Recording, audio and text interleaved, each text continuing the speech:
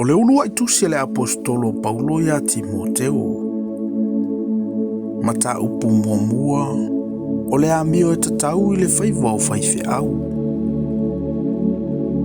O ua Paulo o le apostolo Yesu Keriso.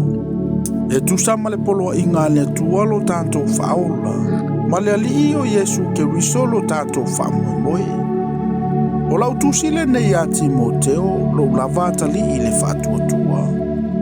Ia iante o ele alo fatu noa, ma le alofa, ma le manuia ma ile atua lo tanto tamaa, atoa ma Keriso Yesu lo tanto wali.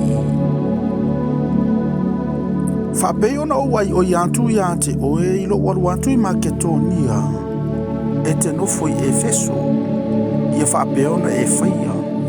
Ina ia e vavao atu inisi, awa fo ina ilato wa o i uese.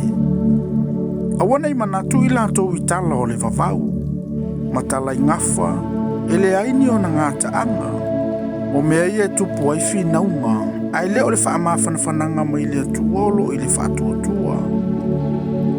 Ao le iunga o le poloa inga, o le alofa lea ai le loto mama, ma le loto fuote i fo ua le lei, ma le whatuatua wha maoni. Ua sese ai nisi ia mea, walato lili wane i upu le au ngā. Ua mana na o i lantou e whai maa o au i le tū la fono. Aua lantou le iloa mea lantou te tau talatala i ai, ma mea lantou te whinau wha amalusi i ai. Ua tātou iloa lamva o le mele le i le tū la fono. Pe a whai e se tasi o mea te tau i ai. O lo iloa le nei mea. Ua le whatuina mai le tū la fono mo le ua mio tonu. A o e whaale tau pulea, ma e soli tu la fono. O e whaale matau ma e angasala. O e amio leanga ma e ulava vale. O e fasita mama e fasitina. O e fasioti tangata. O e faitaanga, o e fasotoma. O e ngoi tangata o e tala pepelo. O e tauto pepelo. A fai foi o iai se toi me fatu ese ai i le matau peola ai. E tusa ma le tala le lei silisili a le tua manuia, ua tu ina mai ante au. O te whawhetai atu foi a Keriso Yesu ulo tanto wali. O le na whaamalo si au, na ia manatu o whaamaoni au. Ilona tofia au ile nei whaifa.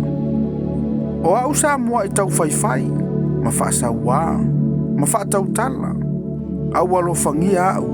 Awana o whaia whaapea ilo uleiloa ma le le talitonu. Ua silisili foi ona te leo le alo fatu noolo tanto wali.